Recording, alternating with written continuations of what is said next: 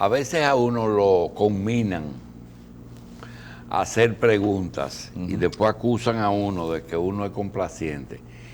A nosotros nos pidieron en el día de ayer que le planteemos hoy martes un tema a José Israel Cuello. Para ese tema, José no es que no lo pueda hablar, sino que está muy cerca de lo que él ha vivido en su vida.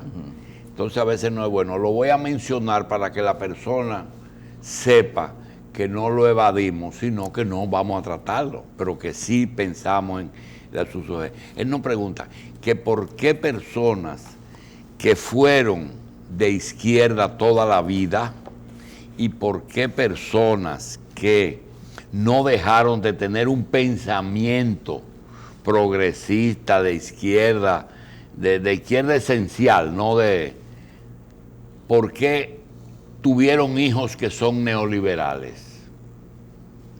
Entonces, yo no sé la respuesta porque ellos están pensando que es que los hijos los educan los papás y los hijos no los educan. Cuando llegan a cierto nivel educacional, ellos entonces toman su propio camino. Inclusive entre... Mira, en eso del neoliberalismo se ha convertido en un estigma. Un estigma. Sí.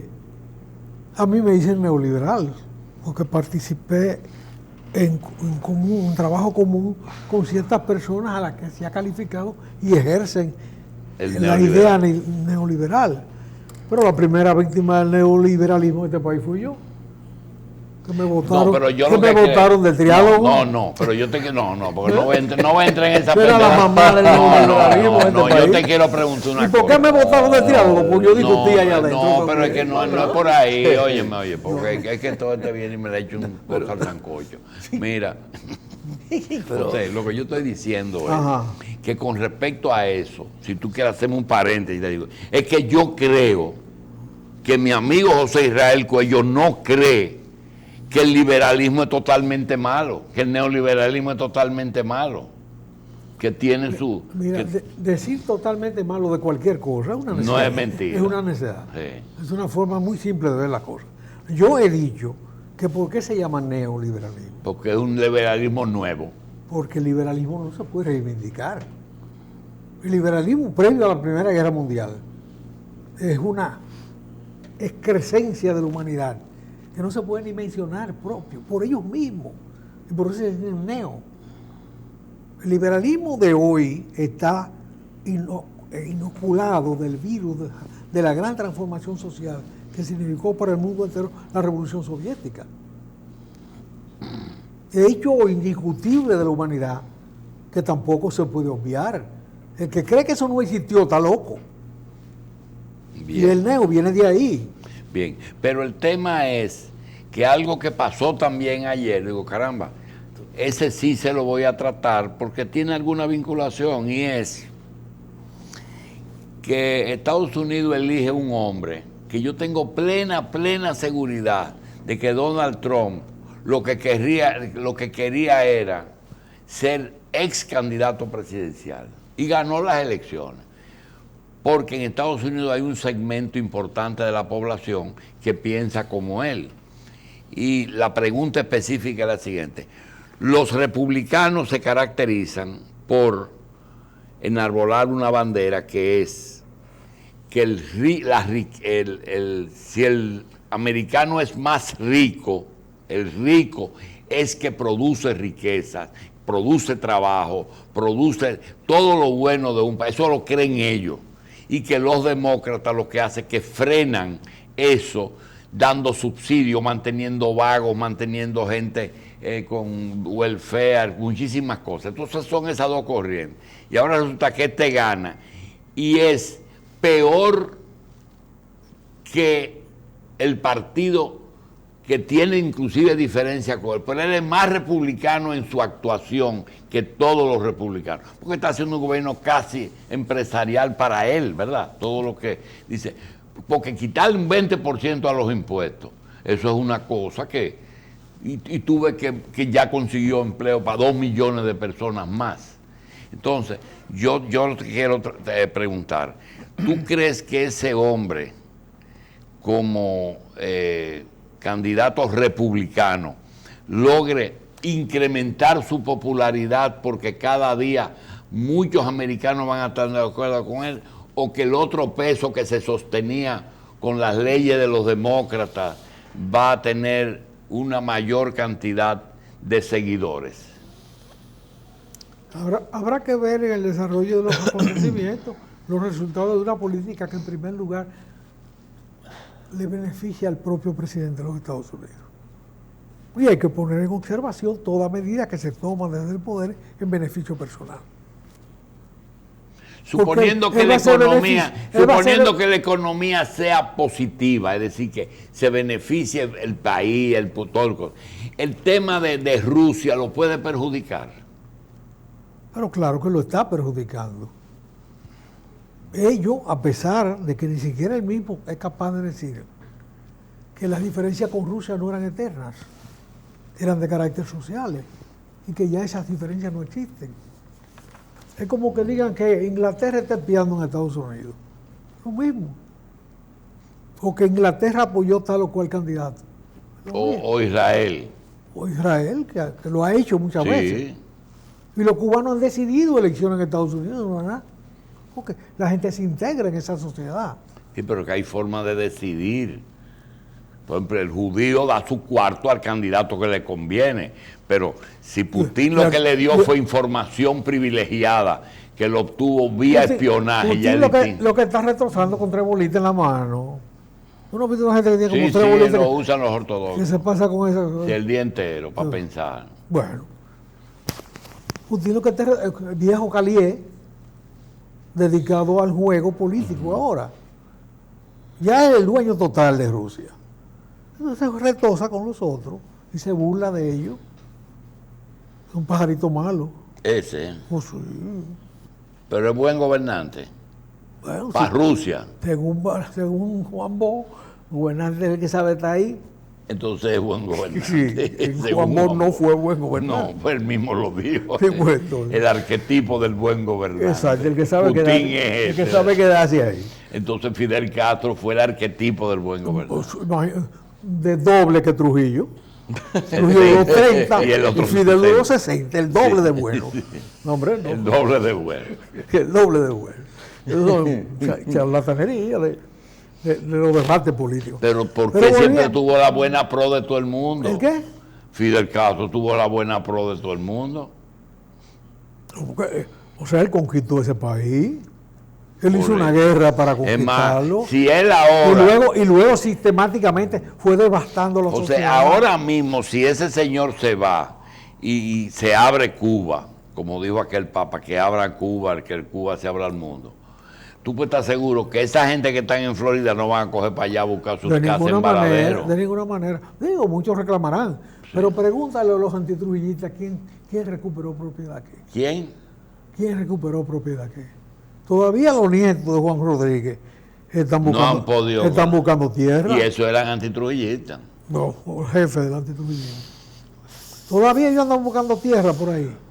Y Juancito se llevó algún dinero, ¿eh? Todo el dinero que pudo. ¿Y él financió a la Luperón? Él financió Cayo Confite y financió Luperón. Y murió pobre allá. Pero las tierras estaban aquí. Sí. Y tan pronto llegaron, recuperaron una parte importante. ¿Y a ellos no le han devuelto su tierra? Devuelto no, ellos han recuperado una parte importante, tienen negociando con los ocupantes. ¿Negociando? Con los ocupantes. Ajá, Sí. Pero es que se creó una clase social, un estamento social ahí. ¿Tú no recuerdas un documento en el triunvirato, ya tumbado Juan Bo y tumbado Horacio Julio, que era ministro de aquello que? Y Diego Borda y toda esa gente. Sí.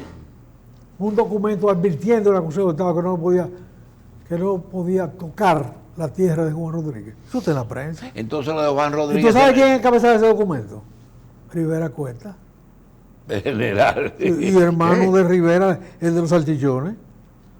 ¿De Pedro Rivera? Sí, señor. No, señor. O primo. Rivera, De esa estampa.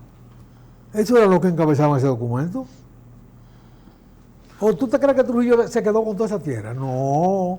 Entonces es un problema que hay que resolverlo como los tres brazos. Sí, tierra ocupada, Bueno, con una sentencia y un título. La familia ha estado discutiendo. Ha tenido que negociar. Y compensa. Mira, ahí ha compensado hasta los conocimientos. Esos muchachos estudiaban arquitectura y son abogados ahora. Pero, José, si tuvieron que ser abogados. Se tuvieron que ser abogados. Esos son los Porfirio los Doroteos, ¿verdad? Y Doroteo, sí. Que son la parte visible de la herencia. Pero son las cabezas de esa herencia. José, pero también Son gemelos, ¿verdad? Son gemelos. uno agarra la composición accionaria de las empresas, de algunas empresas que había cuando Trujillo y que algunas de ellas perviven con otras identidades hasta el día de hoy. Y uno dice, oye, Trujillo tenía necesidad de tener mitad y mitad o participación privada en alguna inversión con él. O sea, pudiendo tener la empresa completa. ¿Por qué en algunas ocasiones aparece como socio de algunas otras personas? Mira, yo lamento mucho no haber conservado, porque los avatares del trabajo político lo impidieron, una publicación que hice en el Popular del PSP después del golpe de Estado contra Juan Bosch, escondido en una covacha por ahí.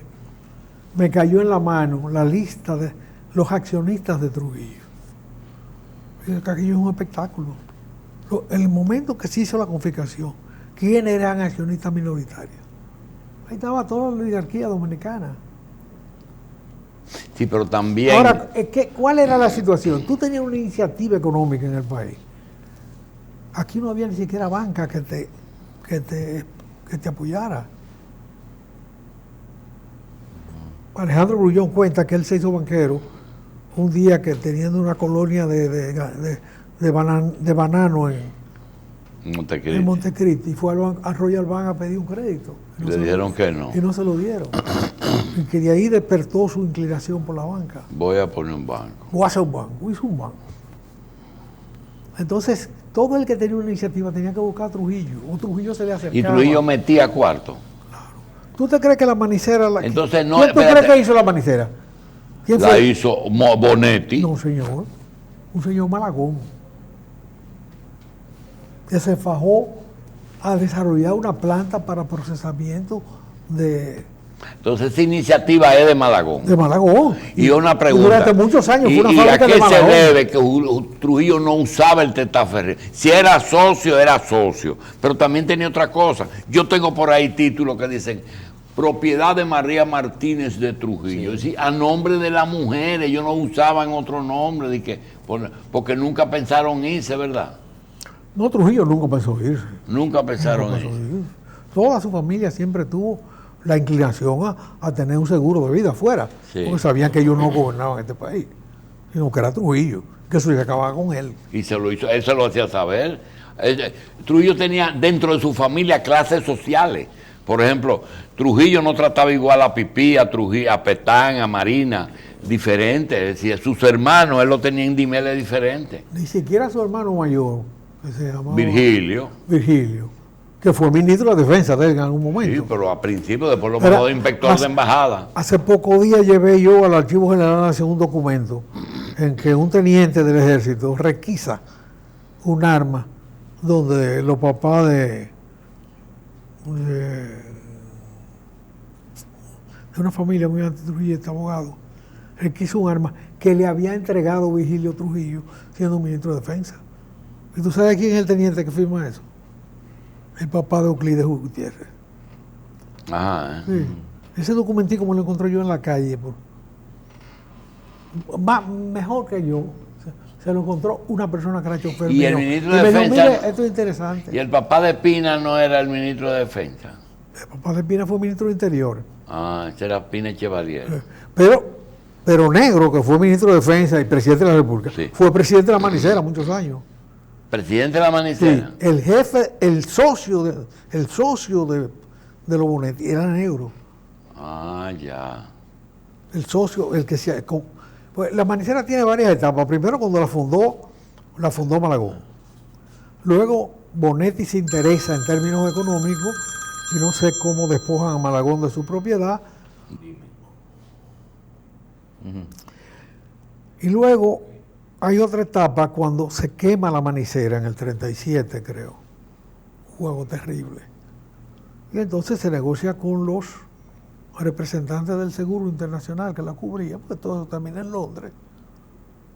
Y esa familia pasa a ser parte del negocio. Y en la muerte de Trujillo, ¿quién representaba los cuartos de los Trujillo? Nadie. ¿Y por qué Armentero siempre fue el presidente de la Manicera? No, Armentero fue presidente de la Manicera después de la muerte de Trujillo. Ajá, Donde llega a un acuerdo con el gobierno de ese momento. Con Bocho, con el Consejo de Estado. Con el Consejo de Estado, que fue el que confiscó. De él asumí la presidencia a nombre de los accionistas, eran muchos, Sí. aunque fueran minoritarios, que lo fueron por mucho tiempo, y el Estado designaba al administrador con la venia de él.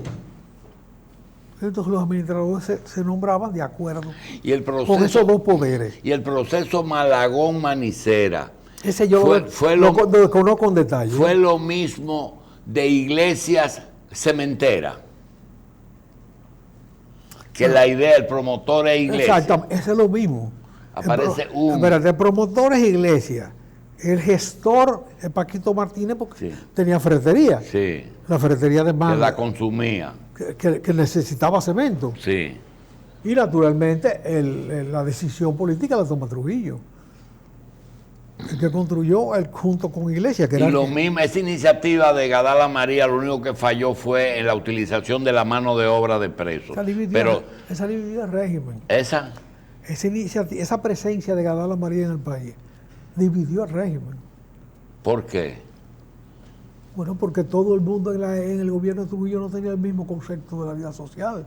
Y este señor llega aquí a establecer el esclavismo, cosa que no existió en este país en términos industriales nunca. O sea, las plantaciones francesas son francesas y dan lugar a un tipo de colonización. Los papillones, ¿verdad? Pero la presencia española daba lugar a una esclavitud, si tú quieres, Menos severa. hogareña, Sí, sí. vamos a decir, servicial. Sí. Eso era el CISAL. ¿Eh? El CISAL. El sisal y la plantación de arroz No, yo pensaba y la que era plantación lo de arroz duro. de Julián Molina. Yo lo que pensé fue que lo duro era cosechar el sisal porque tiene espina. Y es difícil utilizar. Bueno, como quiera es difícil. El No sisal es lo mismo caña que sisal. El sisal es un producto de manejo diverso, de manejo difícil. Pero tú no puedes establecer un régimen social que ya no existe, que no existió nunca aquí en esos niveles. Pero la pirámide que él hizo industrial no tiene precedente de coger cabulla y convertirla en tela y convertirla en soga. Eso fue una iniciativa de Gadala. Sí. Que si no se mete en el terreno de que la mano de obra era esclava. Porque ahí llevaron preso político a trabajar. Sí, eso es el problema. ¿Cómo se llama? Alcántara, La Gilet. Navajita. Navajita, para allá. En su memoria, establece que lo mandaron de castigo para el CISAL. ¿Tú crees que era preso? A dirigir el CISAL. Pero consideraba que estaba de castigo. A un general que lo mandaban a la frontera y se consideraba de castigo. Eso es castigo. En esa época, ahora es un premio. Pero en esa época era de castigo. Y esos gobernadores de prestigio como Jotin Curi, Subero, Monclú, que lo mandaban a la frontera, ¿lo llevaban de castigo o para la dominicanización de la frontera? Ambas penas lo es. Salían de la cárcel Y lo mandaban de gobernador para allá para que se integrara en el régimen.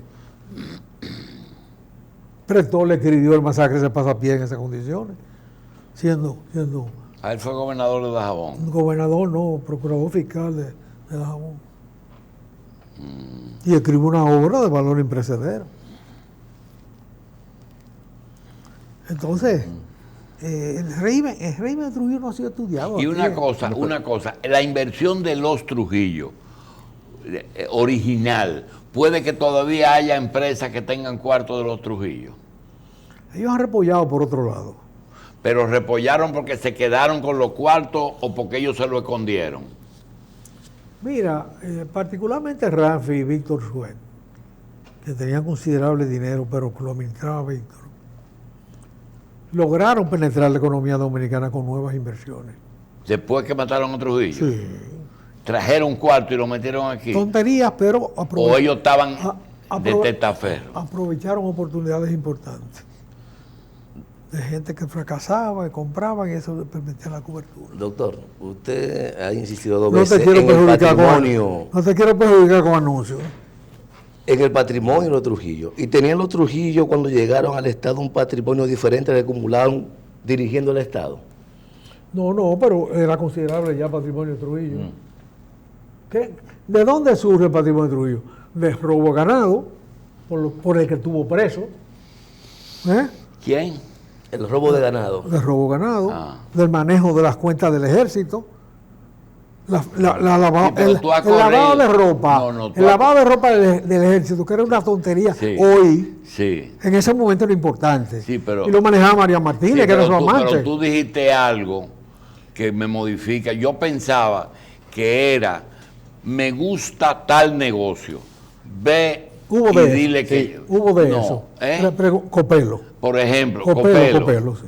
A Copelo echan tojó de la fábrica de tabaco de Santiago y lo mandó a Washington de embajador y pocos días después se murió allá. Porque el asunto es que Trujillo en muchas cosas dio dinero, es decir, y formó la empresa a un emprendedor que tuvo una idea buena. Sí, así pero fue. Tú te coges ahora mismo a Radamés y Angelita, que eran dos de los tres hijos, y no le encuentras ninguna inversión aquí. Pero eso nunca invirtieron nada. Hay una industrialización de Ramfi. Hay un periodo de industrialización de Ramfi. Sí, con Ricardín Hernández, que fue un periodo de sustitución de importaciones, para llamarle con el nombre que adquirió luego, que incluía la fábrica de papel, molino dominicano, Nigua fue iniciativa de Bonetti. Ramfi tuvo importancia en papel, en molino, en lo de Dominico Suiza, que fue un fracaso y después le costó muchísimo al Estado, porque no maduró la producción.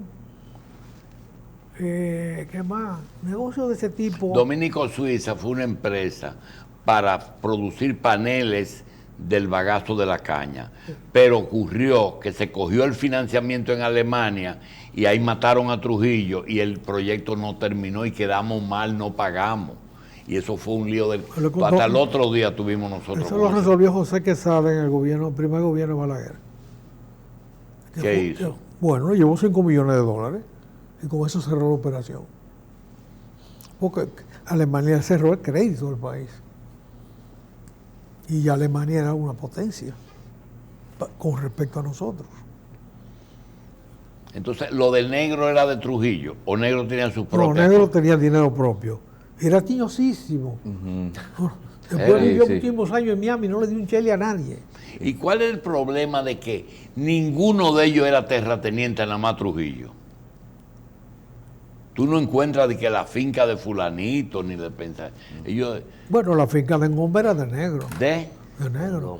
¿La de quién? Engombe era de negro, la que se le entregó. Sí, estaba la casa donde está la verja esa, al lado del hospital. Al lado de Marcelino Vélez. Esa ahí era la casa de negro, ahí en Herrera. Pero también uno se pregunta también, y quiere saber, Trujillo que lo que sabía era matar y robar. Entonces, ¿quién dentro de la familia Trujillo tenía una visión empresarial que orientara más o menos cuál era el negocio conveniente? Espérate.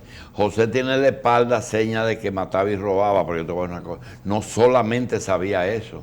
No. Porque tú no estás 30 años en el poder matando y robando todos los días. Mira, a mí me dijo Juan Domingo Perón en Madrid, un día que me lo encontré en un bar y lo saludé, comenzamos a hablar, que él no había conocido un político más hábil que Trujillo.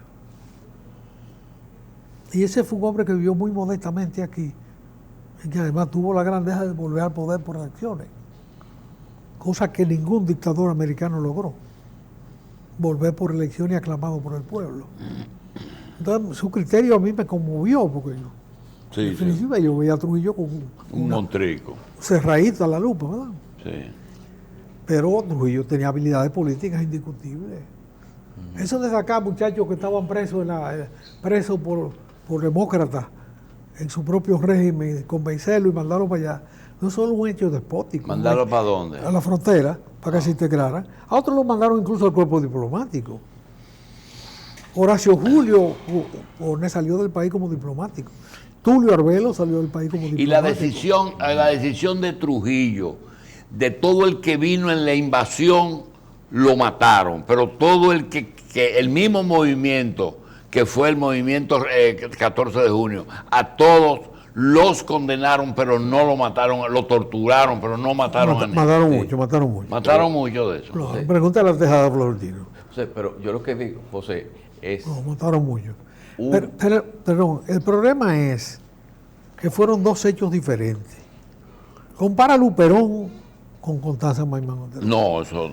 En Luperón no mataron a nadie que no fuera peleando.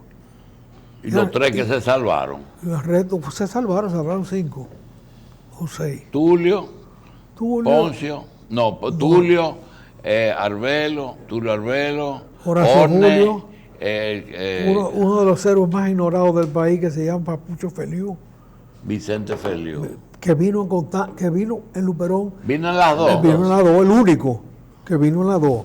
Y no hay una calle con su nombre. Ni siquiera en su pueblo de origen, que no sé si fue la capital o qué dio. Macorís. ¿Eh? Feliu es de San Pedro. Pero también hay un Córdoba Boniche de nicaragüense que murió en México Después. muchos años después de haber muerto Trujillo en este país. Nunca nadie lo invitó a venir, nunca nadie le hizo un reconocimiento. Félix Córdoba Boniche. Creo que esos 4 fueron los sobrevivientes. Hay otro más, extranjeros también. Sin embargo, es que lo de Constanza Maimón Otero Hondo lo manejó Ramfi. Ah, ya. Trujillo empeñado en que ese muchacho Porra sirviera para algo. Le entregó Le eso. entregó el mando de eso por unos días. Y él mató a todo el mundo. Claro. Primero torturó. Primero hizo la besania de tortura sin sentido. Porque bueno, en la investigación policial la tortura es común. En cualquier nivel y por cualquier característica del hecho delictivo, entre comillas. Pero persigue un objetivo. Tú tienes que tener una coherencia en la investigación. Tú no tienes que torturar por torturar. No, pues ellos tenían el conocimiento de las raíces de todo eso, no tenían por qué torturar ya. Claro. Lo mataban Y o además tenían la soltaban. necesidad de matarlo, tenían la decisión de matarlo, no había por qué envilecerse torturándolo. Y lo torturaban hasta el último detalle. José, Bueno, eso llegó al paroxismo cuando el 30 de mayo, en que pusieron a un hombre a comerse la nalga de su hijo, guisada.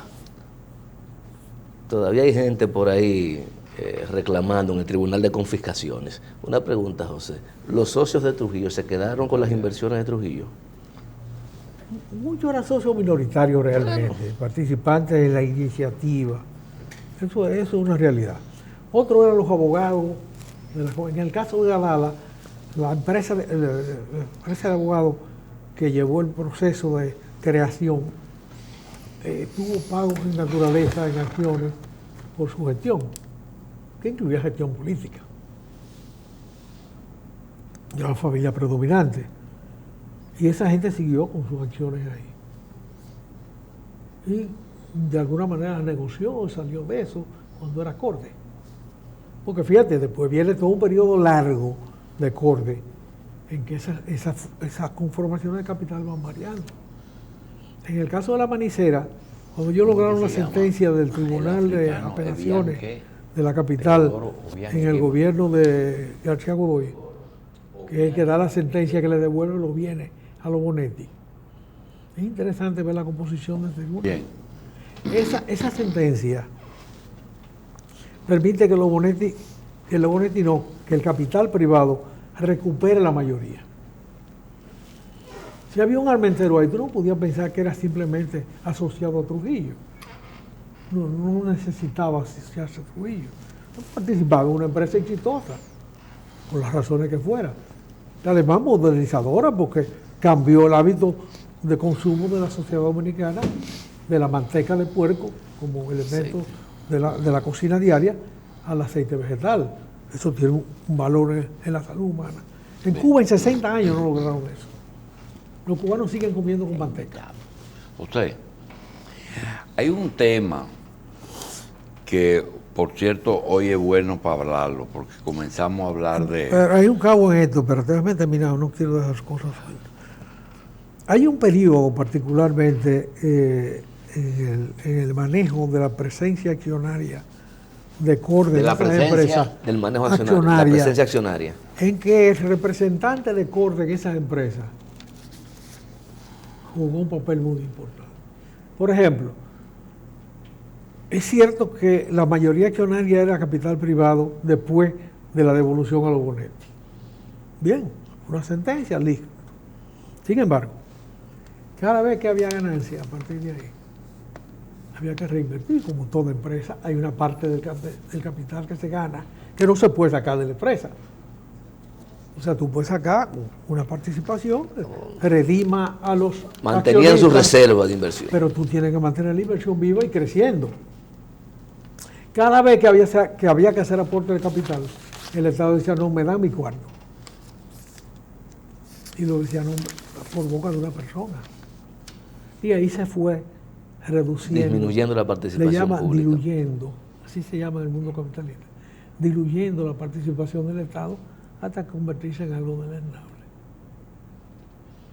Y todos esos nombres están ahí, y todos conocemos quienes emitieron la sentencia y quienes lograron esos acuerdos, tan dolosos como robársela. Lo único miserable, porque lo que cogen son limosnas. Eso cógete las acciones tú mismo. Eso no pasó. Se murió Manolín Bello, que fue secretario de Salud en el gobierno de Balaguer y senador por San Juan de la Maguana, relativamente joven. También radiodifusor, propietario de Radio Maguana FM. Manolín Bello. José, dijiste que cuando llegaron por Maimón, Constancia, Estero Hondo, Trujillo trató de ver si Ramfi servía para algo. Lo que hizo fue mucho daño por el problema de torturar por torturar, ya que toda esa trama no había que tampoco investigarla mucho. Eso se sabía exactamente de dónde venía, para qué vinieron y todo. Tú has tratado a veces un tema que nosotros quisiéramos aprovechar y que tú nos lo expliques. ¿Cómo es el proceso de desarrollo de un gobierno o de un régimen político? Para mí régimen no es malo, dice que régimen necesariamente dictadura. No. Yo creo que el régimen es un régimen de gobierno que puede ser bueno o malo, pero, por ejemplo, Bosch, prefiero que me tumben. Perfecto, te tumbaron. No tomen ninguna medida represiva de ningún tipo. Fidel Castro, no, a mí no me tumban. Y soy yo mientras esté vivo. Fidel Castro. Trujillo, soy yo mientras esté vivo. No importa el método, si hay que ser bueno, soy bueno, si me lo permiten. Ahora, ese proceso de, por ejemplo, Duvalier, que entran buenos, un buen doctor, la gente lo quiere, lo lleva al poder, pero las cosas se van poniendo que terminen en un monstruo. Hasta, ¿tú sabes lo que un hombre... Es un proceso de alienación. Sí, pero el asunto es qué es lo que pasa en la cabeza de un Balaguer. Bueno, yo puedo hacer 12 años y después 10 y me voy si tengo que irme y vuelvo si tengo que volver. No, Balaguer hubiera administrado el socialismo aquí si era necesario. Si él llegaba al socialismo, él administraba el socialismo. Bueno, también. Porque era hábil para todo. Bien, pero esa habilidad. Ahora, el caso Obiang allá en Nigeria, ¿dónde es que está? En África, Obiang, Egema. El proceso del PRI como partido, o lo que yo quiero hablar que es el PLD, en esa etapa de llegar por una alianza, por un apoyo, y comenzar y fortalecerse, formarse en el poder, porque Leonel el 50% de su formación como estadista se la hizo gobernando, no vino con ella, él se preparó, un joven muy preparado, pero jamás en su vida él soñó que él iba a dirigir la República Dominicana 16. Él se transforma desde la elección hasta la toma de posesión. Sí. El que toma posesión ya es diferente. Seguro. Sí. En 3 meses. Ya estaba envenenado por el neoliberalismo, precisamente. No, pero él tuvo un proceso cuando fue candidato vicepresidencial. Él logró avanzar también en su preparación. Cuando él no iba a ganar con Bosch, pero que lo pusieron de vice. Entonces vino ese proceso, en la transición se hizo y después todo el mundo sabe lo que pasa.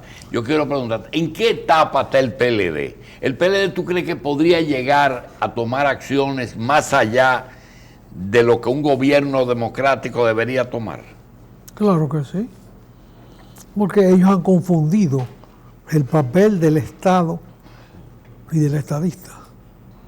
Repite. Se están enriqueciendo personalmente, eso es todo. Sí, pero cuando llegan a ese punto, José, llega un momento en que tú no puedes dejar el poder, porque todo el mundo sabe lo que le va a pasar. Bueno. O tú te crees que el PLD, venga quien venga, como le decía yo a Guido, oye, hombre en primera, sin AO, viene el toque. Eso es una cosa, esa ley. Todo el que venga le va a dar una carrera a los PLDistas. Colectiva o individual. Bueno, ya ellos se crearon una situación en que no pueden abandonar el poder de otra manera. En tu parte está así. Bueno, hoy dice la cosa española que la corrupción... Tú no puedes hacer cosas tan deleznables, tan repudiables, tan asquerosas, que dan derecho a pensar en una asociación de malhechores sin que eso tenga consecuencias. Lamentablemente es así. Ahora hay gente ahí que no va a ser corrido por nadie. A Rafael Albuquerque nadie le va a tirar una turba. Ni al director del Archivo General de la Nación tampoco. Tampoco. Pero los que han manejado cuartos posiblemente tengan que dar explicaciones. Pero ellos pueden, doctor, organizar su salida.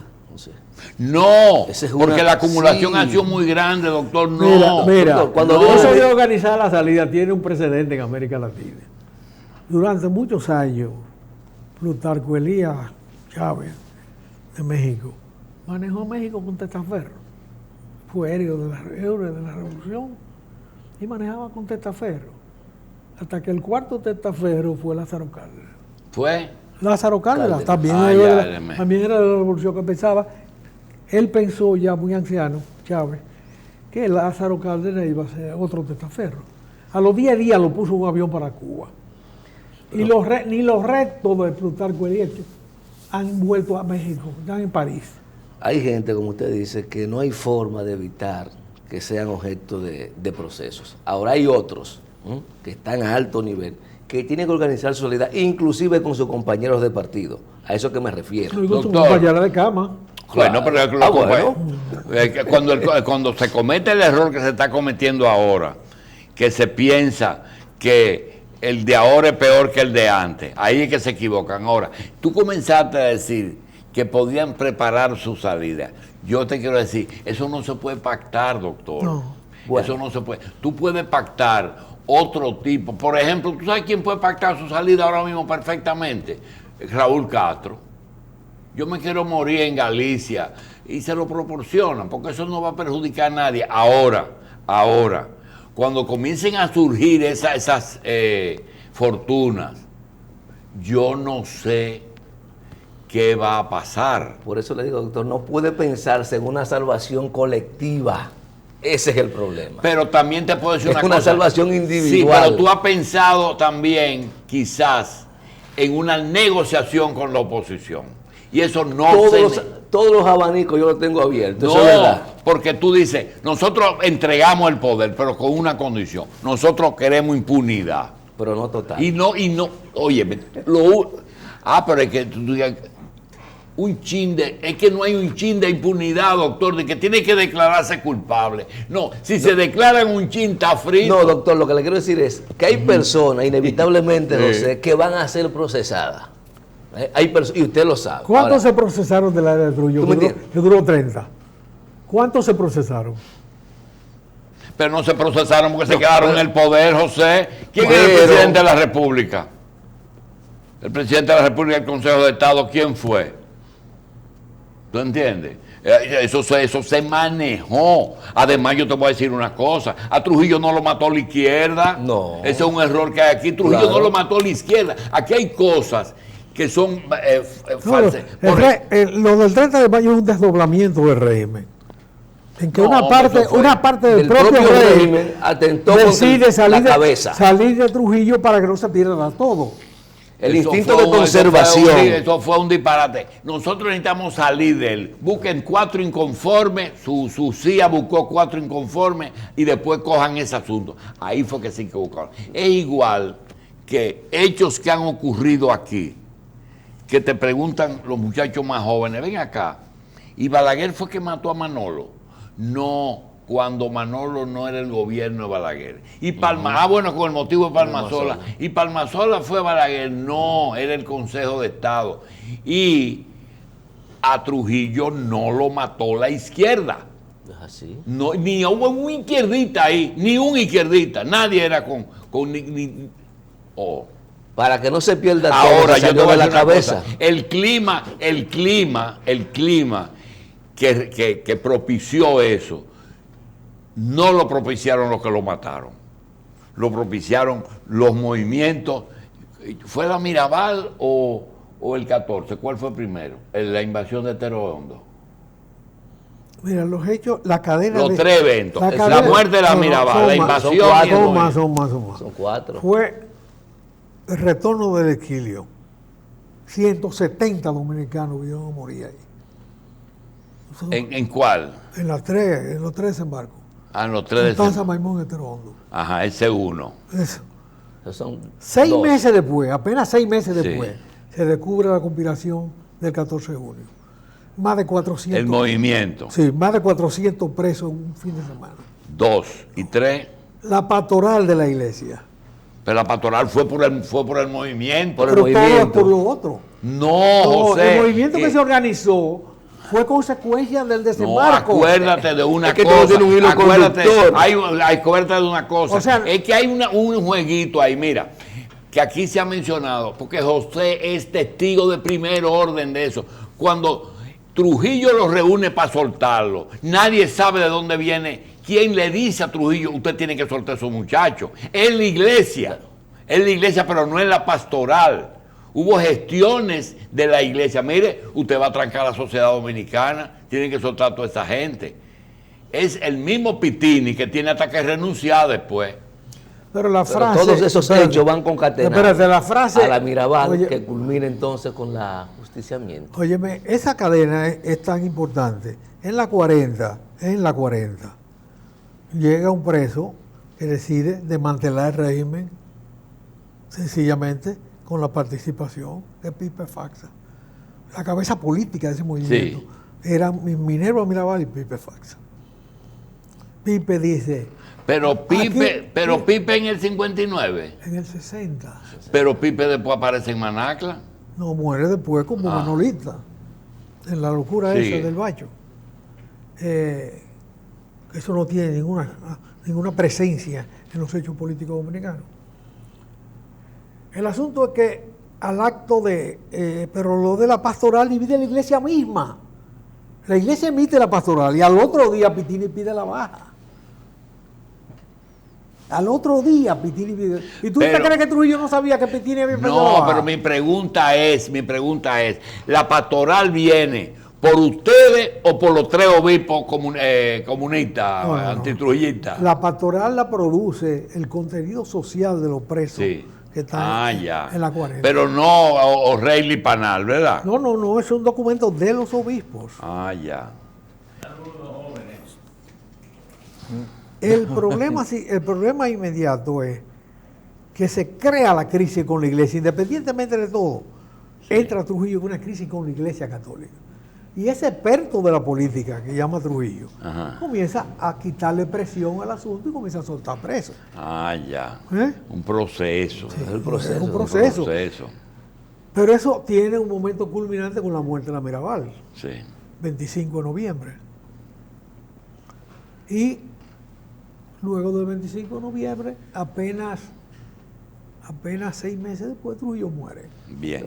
Vamos a una Esa es la pausa. realidad. doctor. Ahora, fíjate una cosa, a mí muchos jóvenes se me acercan y me preguntan, en un quehacer sobre hoy. Digo, mira, el quehacer de hoy tú tienes que buscártelo. Ante casi... Dice, pero no, que usted lo encontró. Digo, espérate un momento.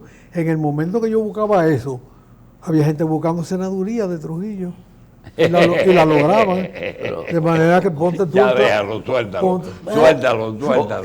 Suéltalo. José mencionó el instinto de conservación, doctor. Y es que parece que ya en ese momento el mantenimiento del régimen era difícil. Entonces, ¿cuál es la salida? Llevarse la cabeza y que todo siga igual. Exactamente. Bien. Esa fue la salida. Bien, vamos a una pausa.